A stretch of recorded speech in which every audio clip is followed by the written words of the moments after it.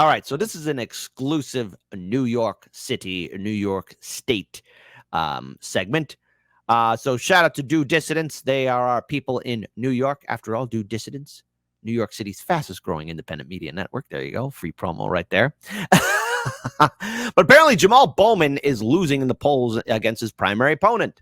Now, I want to be very clear here. We talked about this, myself and Keaton, when I was co-hosting Do Dissidents to fill in for Russell, about Jamaal Bowman losing support. Now, it comes as no surprise that Bowman is losing support because a lot of the progressives in the Democratic Party are realizing now that they've lost their voting base.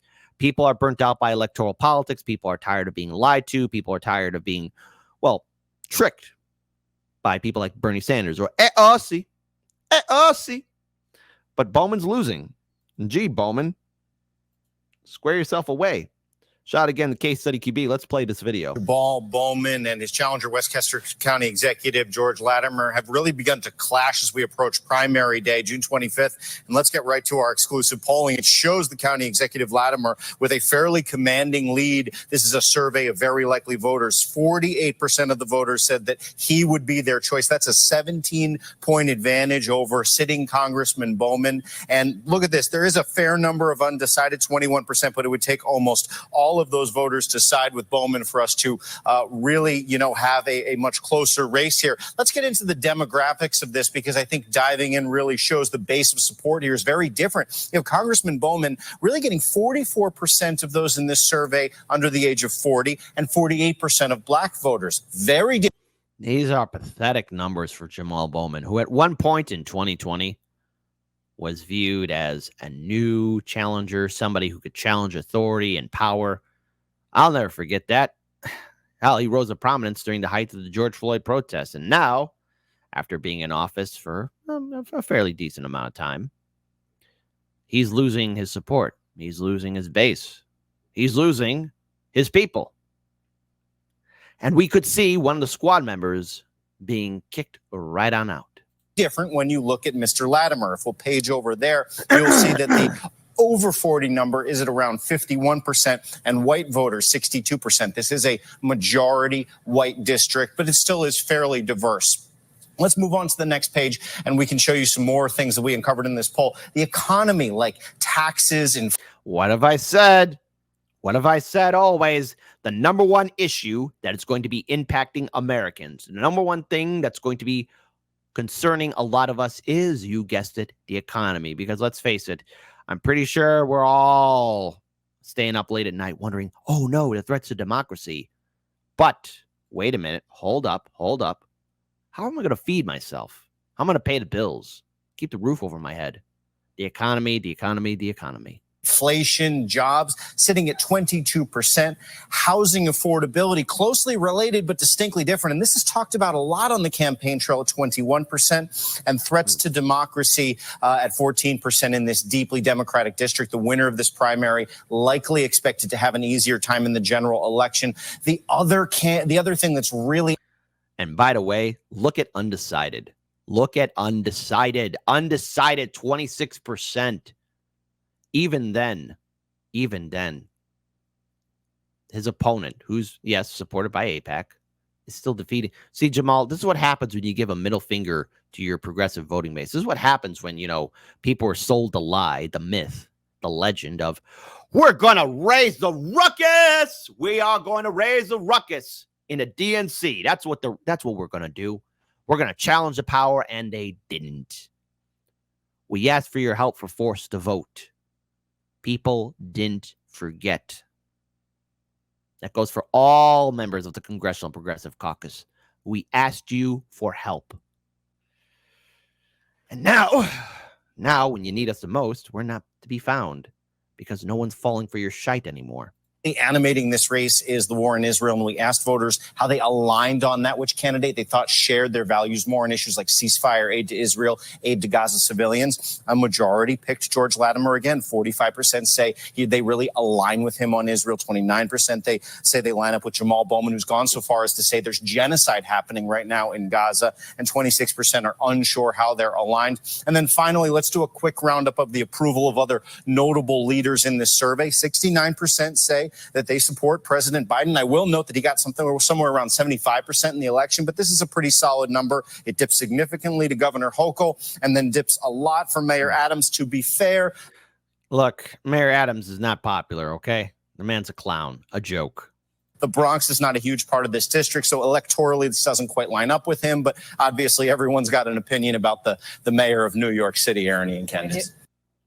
Yes, my goodness, Jamaal Bowman. But hang on. It's almost as though things are just going to get really stupid because look, weekly phone bank for Jamaal Bowman. My goodness. Jews for Jamaal. Oh my God. Oh my God. We truly are living in a cartoon. Well done, Slow News Day. You hit the nail on the head. Hey, look, there's no in-depth analysis for this one. All of you take this however which way you want, but the man is clearly drowning. He's just struggling, and of course, hey, here comes his friend AOC. Rally in the Bronx next Saturday. Bernie Sanders, Jamaal Bowman. We have a world to win. To do so, we must defeat cynicism, apathy, and big money to turn out every voter we can in the New York primary this month. Let's do it. You said it, AOC, right? Advisory, AOC welcomes Sanders Bowman for Go TV rally in the Bronx. Oh, what a fantastic freaking event that will be, right? But I want to pull up something else here too. It's from Case Study QB. Jamaal Bowman accused of lying about Israel support. He previously condemned an anti-Israeli protest supported by Democratic Socialists. It's almost as if Jamaal Bowman, like any politician, is speaking out of both sides of his mouth, just like how AOC did that hostage video. Remember that hostage video? Now, a squad member, that would be Jamaal Bowman, he's accused of lying about his positions on Israel. Ashley, come back in again, please. What did he say? Yeah, he's been called out for contradictory statements over Israel. For instance, he had previously condemned an anti-Israel protest supported by the Democratic Socialists of America, claiming he'd let his DSA membership lapse after falling out with the group. But during... Now, DSA has its own problems, and I think it's abundantly clear that DSA, and as we have covered on the show, voted to remain in the wing of the Democratic Party. Now, regular people seeing this are probably leaving DSA en masse. Not only that, leaving Justice Democrats, Brand New Congress, Our Revolution, and all these false Democratic politicians because they speak out of both sides of their mouth. They don't care about the issues. They only care about remaining in power. And remember in that interview that he did on the radio show with Charlemagne the God, how he talks about, that's right, you guessed it, the benefits that come with being in Congress, all the swanky good stuff. He needs help, but people aren't buying his song anymore. In an interview last month, he claimed he was still a member of that socialist group. He has also never publicly stated that he supports the controversial boycott, divestment, and sanctions movement, which pro-Israel activists claim is anti-Semitic. But in that same interview last month, Bowman said he personally backs the BDS movement, but just hasn't gone public because his congressional district has a large Jewish population.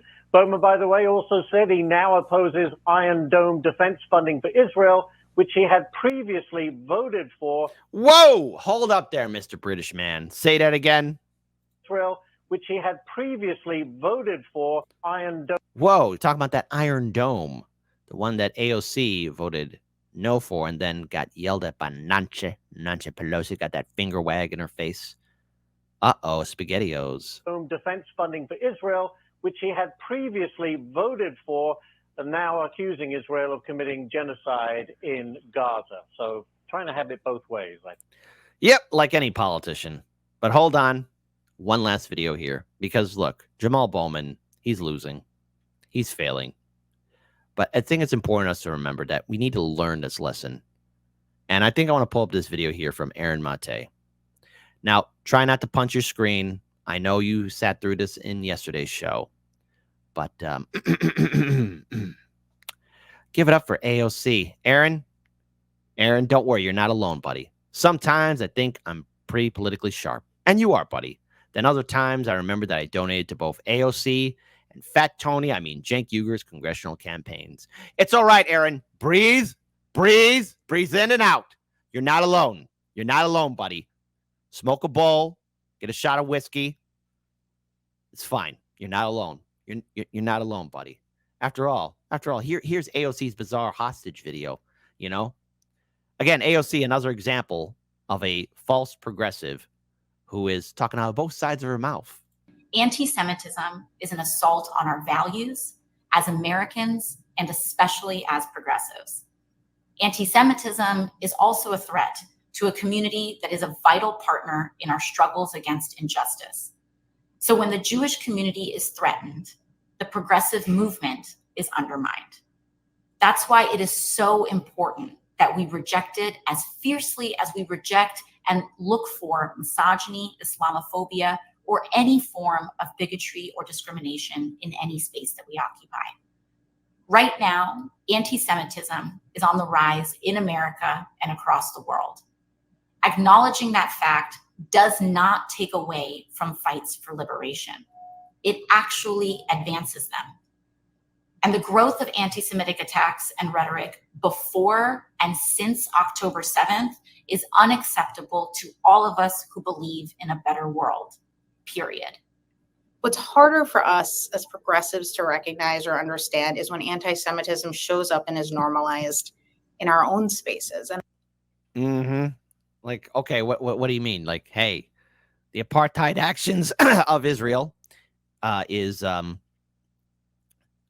the apartheid actions of Israel is, pretty horrific.